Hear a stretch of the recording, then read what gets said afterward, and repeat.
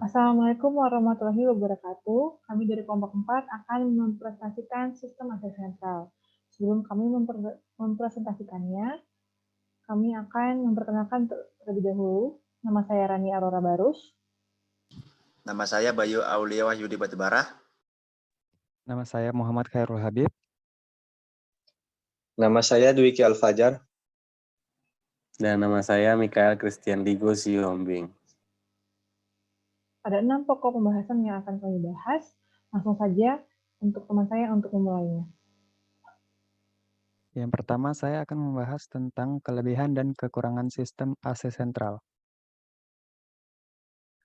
Kelebihan sistem AC sentral. Yang pertama, dari segi perawatan dan servis AC sentral lebih mudah dibandingkan dengan tipe AC lainnya. Yang kedua, kebisingan dan getaran mesin pendingin hampir tidak mempengaruhi ruangan. Yang ketiga, perbaikan dan pemeliharaan lebih mudah. Yang keempat, seluruh beban pendingin semua ruangan dalam bangunan dapat dilayani oleh satu sistem unit saja. Yang kelima, kelembapan udara dapat diatur sesuai keinginan. Kemudian kekurangan sistem AC sentral itu sendiri, yang pertama, harga mula atau harga pemasangan awalnya itu cukup tinggi. Yang kedua, biaya operasional yang cukup mahal. Yang ketiga, unit sentral tidak dapat dipakai untuk rumah sakit karena kuman-kuman dari ruangan untuk penderita penyakit menular dapat disebarkan ke ruangan yang lain. Yang keempat, jika satu komponen memiliki kerusakan dan sistem AC sentral itu tidak hidup. Yang kelima, jika temperatur udara terlalu rendah atau dingin, maka pengaturannya harus diubah pada termostat di koil pendingin pada komponen AHU-nya. Yang keenam, proses perbaikan AC sentral membutuhkan waktu yang lumayan lama. Yang kedua, prinsip kerja sistem AC sentral. Prinsip kerja sistem AC sentral itu sangat sederhana. Pada unit AC sentral itu sistemnya adalah menyedot udara dari ruangan pendingin atau return air yang kemudian dicampur dengan udara segar dari lingkungan, fresh air, dengan komposisi yang bisa diubah-ubah sesuai dengan keinginan. Perubahan ini akan merubah suhu ruangan AC sentral. Campuran udara tersebut masuk melalui AHU, melalui filter dan fan centrifugal dan koil pendingin. Setelah itu, udara yang telah mengalami penurunan temperatur didistribusikan secara merata ke setiap ruangan melewati saluran udara ducting yang telah dirancang sesuai dengan ruangan yang diinginkan, sehingga lokasi pendinginan dapat merata.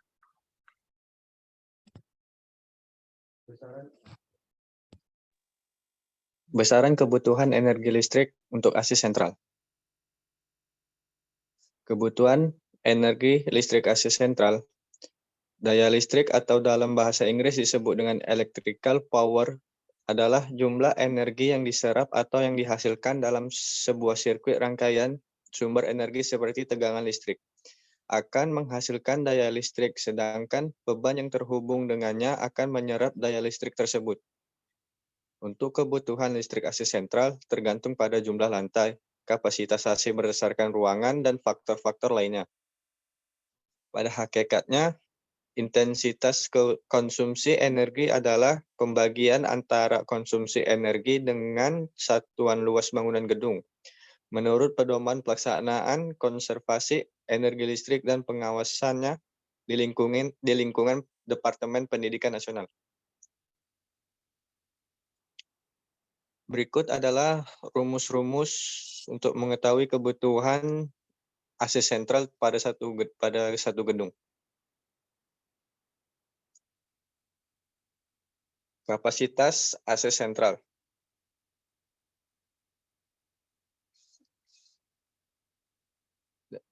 Berikutnya rumus, contoh rumus. Perhitungan beban AC sentral air cooling system. Kebutuhan AC 49 kamar sama dengan luas seluruh kamar per luas bangunan hotel kali kapasitas pengoperasian. Berikutnya kebutuhan AC per kamar sama dengan kebutuhan kapasitas tiap kamar per jumlah total kamar. Contoh kedua, perhitungan beban AC sentral water cooling system. Kebutuhan AC 49 kamar sama dengan luas seluruh kamar per luas bangunan hotel, kali kapasitas pengoperasian. Berikutnya, kebutuhan AC per kamar sama dengan kebutuhan kapasitas tiap kamar per jumlah total kamar. Ketiga, perhitungan intensitas konsumsi energi. AC Central Air Cooling System atau AC Central Existing Kamar Hotel. Kapasitas AC sentral sama dengan kapasitas tiap kamar kali total kamar. Kedua, luar waktu beban puncak sama dengan daya kali waktu per 1000. Yang ketiga, waktu beban puncak sama dengan daya kali waktu per 1000. Kemudian keempat, total konsumsi energi tiap sama dengan luar waktu beban puncak ditambah beban puncak. Kemudian yang kelima, total konsumsi energi per bulan sama dengan total konsumsi energi tiap hari kali 30. Berikutnya yang keenam, intensitas konsumsi energi sama dengan total konsumsi energi per total luas bangunan. Baik, yang keempat, saya akan menjelaskan besaran kebutuhan ruang untuk mesin pada AC sentral.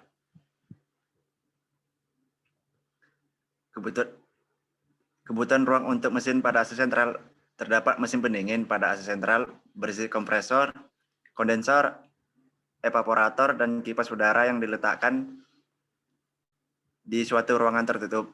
Mesin tersebut diletakkan di atas lantai yang berpondasi kuat untuk mencegah getaran mesin terhadap bangunannya. Ruangannya diberi lapisan untuk meredam suara sehingga suara mesin tidak terdengar di ruangan yang didinginkan. Ruangan ini dapat berisi 1 atau 2 mesin pendingin sesuai kebutuhan mesin tersebut. Terdapat persyaratan untuk ruang mesin pendingin yaitu pertama, ruangan tersebut dapat dihubungkan dengan udara atau udara yang segar. Yang kedua, ruangan tersebut terletak segaris di atas atau di bawah ruangan mesin pendingin yang dihubungkan dengan pipa-pipa pendingin. Yang ketiga, ruangan tersebut dihubungkan dengan pipa-pipa air untuk pembersihannya dan daya atau panel menghidupkan motornya. Yang keempat, ruangan tersebut diletakkan sedekat mungkin atau simetris terhadap ruangan yang didinginkan. Yang kelima, ruangan tersebut harus mampu menampung tenaga kerja untuk perawatan mesinnya. Untuk perawatan mesin pendingin seperti membersihkan saringan udara dan kompresor perawatannya.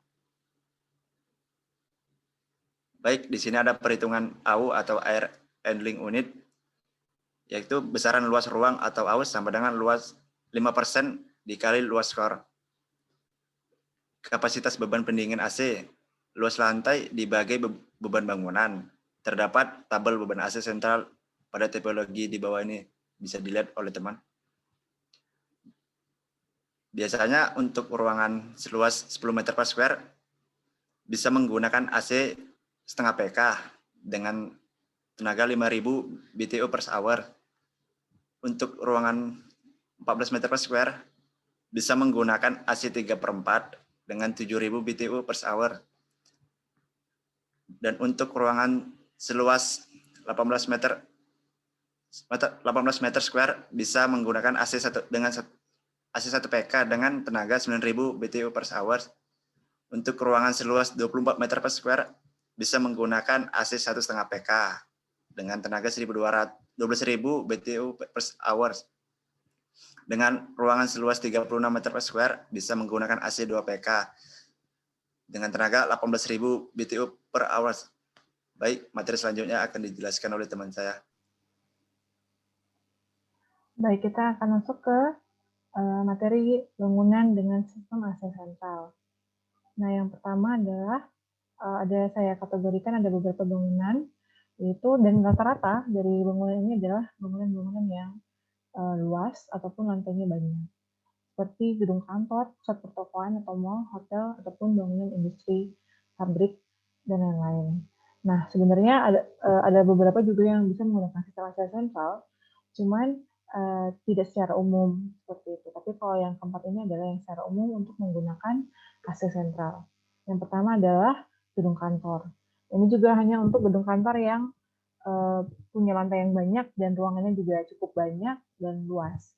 Nah, karena kalau misalkan gedung kantornya hanya satu lantai dan ruangnya juga tidak banyak, sistem AC sentral juga bisa menjadi lebih boros pemakaiannya, karena kan tidak efektif dan efisien.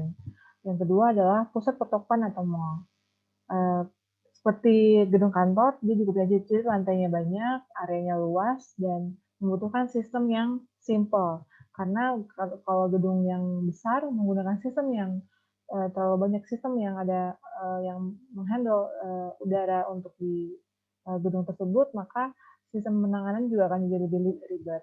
Memang walaupun satu gedung itu juga tidak serta-merta ada satu sistem saja, hanya saja untuk secara umum setiap ruangan menggunakan sistem AC sentral. Seperti hotel, contohnya juga termasuk salah satu bangunan yang menggunakan sistem AC sentral. Nah, kalau misalkan di Kota Medan sendiri, salah satu hotel yang menggunakan sistem AC sentral untuk ruang kamarnya adalah area duta. Dan di setiap kamarnya menggunakan sistem AC sentral. Dan di koridor-koridornya juga menggunakan sistem AC sentral. Dan juga untuk bangunan yang berikutnya itu bangunan industri seperti pabrik, juga menggunakan sistem AC sentral karena ruangan pabrik relatif cukup luas dan ada kontrol maintenance yang harus menjaga suhu ruangan agar tetap dingin karena terkait dengan hal yang ataupun produksi yang dilakukan pada pabrik tersebut. Nah, perlu saya tekankan bahwa sistem AC sentral sebenarnya tergantung perencanaan dari si pembangunan gedung tersebut. Kalaupun bangunan tersebut tidak secara umum menggunakan sistem AC sentral, tapi kita boleh menggunakan sistem AC sentral tergantung kajiannya yang lebih jauh. Baik, cukup sekian untuk materi tentang bangunan yang menggunakan sistem AC sentral. Selanjutnya akan dilanjutkan oleh teman saya. Baiklah, kita masuk ke bagian terakhir, yaitu galeri sistem AC sentral di sekitaran kita. Nah, yang pertama ini adalah sistem penempatan atau penggunaan AC sentral pada bangunan industri ataupun pabrik. Biasanya pada bangunan industri seperti pabrik sering menggunakan AC sentral sebagai pendingin hawa di dalam ruangan. Sistem pemasangan atau penggunaannya diekspos seperti terlihat pada gambar di samping. Dari ruangan servis AC sentral kemudian dialirkan melalui corong ke seluruh bagian ruangan dengan suhu atau hawa yang berbeda-beda tergantung fungsi dari ruangannya. Biasanya AC sentral ini digunakan oleh pihak industri atau pabrik yang memerlukan ketinggian suhu yang harus menggunakan mesin itu ataupun AC sentral.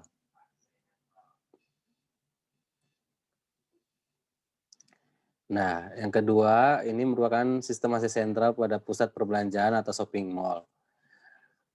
Sama seperti hal pemasangannya pada bangunan industri, pada bangunan pusat perbelanjaan atau shopping mall juga menggunakan AC sentral sebagai pendingin hawa di dalam ruangannya.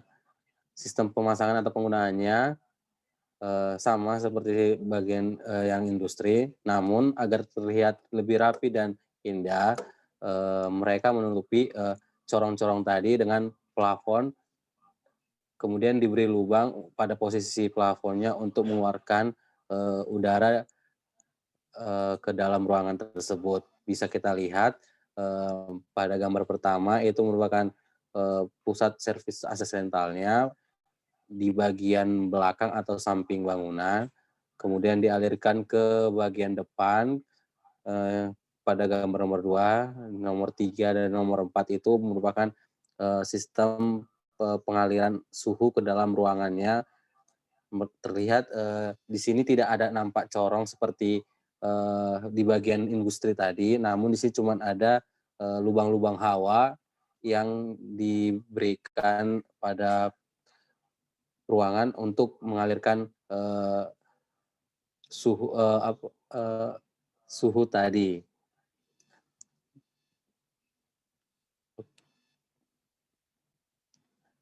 Saya rasa cukup sampai di sini materi yang bisa kami sampaikan.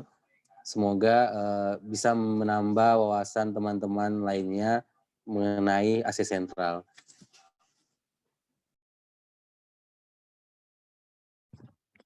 Baik, cukup sekian dari materi dari kelompok kami. Mohon maaf bila ada kesalahan dalam penyampaian materi ataupun isi dari materi itu sendiri. Semoga kita semua bisa dapat mempelajari sistem AC sentral ini dan kedepannya bisa menjadi lebih baik lagi. Kami akhiri dengan wabillahi taufiq wal hidayah. Wassalamualaikum warahmatullahi wabarakatuh.